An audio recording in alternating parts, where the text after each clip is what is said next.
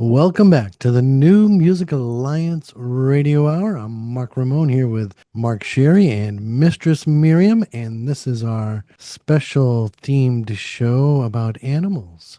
And you just heard Kristin Chenoweth with Lion Tamer, and we started off with Lynne Winterstellar and Patrick Brady singing The Bear, the Tiger, the Hamster, and the Mole. Let's go to Kristin Chenoweth, and this is Stephen Schwartz composition, correct? This is correct. Stephen Schwartz, who lives in Roxbury, Connecticut. A lot of musical theater people live in Roxbury, Connecticut. So Stephen Schwartz, before he wrote Godspell, before he won all of his Tonys for Pippin, before, of course, there was Wicked, and before he did The Prince of Egypt, Stephen Schwartz wrote the music for a show called The Magic Show, which opened on Broadway in 1974. And it was a show that starred Doug Henning, if you Oh, remember Doug. wow. I do remember him. Yes, remember he was like the hippie magician. Yeah. Yeah.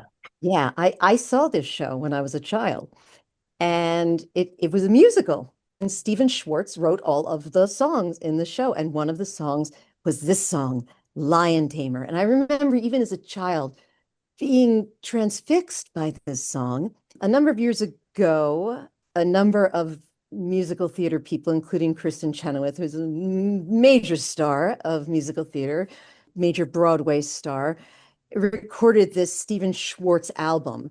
And I was so pleased that they put Lion Tamer on it because so few people know this song. It's such a sweet song.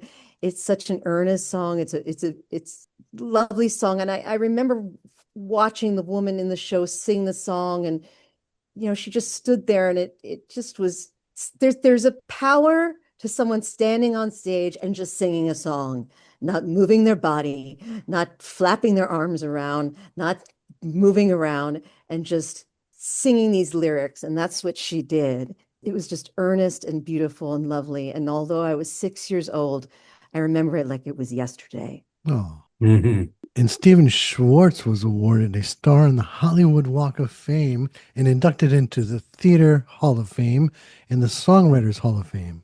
And in 2015, he received the Isabel Stevenson Award, Tony Award, for his humanitarian and mentorship contributions to the theater. What can I say? He's Stephen Schwartz. Wow. He's remarkable.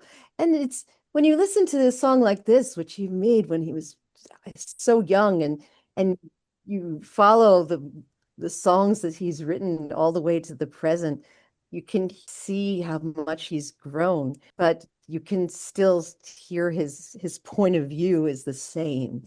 The Bear, the Tiger, the Hamster, and the Mole from Closer Than Ever, which was a musical review written by Richard Maltby and David Shire, who met at Yale. And Yale, of course, is in New Haven, Connecticut. So many musical partners met at Yale. It just blows my mind. So much has happened at Yale for musical theater. They met there and they became writing partners. And this, I wouldn't say this is an obscure musical. It certainly wasn't a musical that's a famous musical, but this is one of my favorites. It's very 80s, produced in 1989. And this song is definitely super clever. It's very smart. And there are many showstoppers in this show. And Lynne Winterstellar, she really plays it up here. I look back on this show and I think, oh, this song, it's so like 1980s feminism. And yet somehow it seems so applicable to today, which is too bad because it means we're going backwards somehow. This kind of assertion, that women can do it all on their own and we decenter men.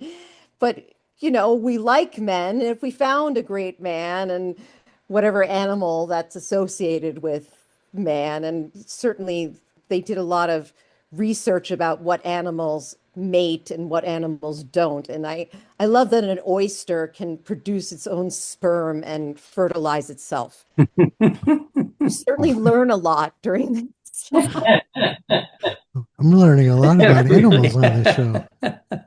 Well, what's the connection between the bear, the tiger, the hamster, and the mole? Well, you listen to the song.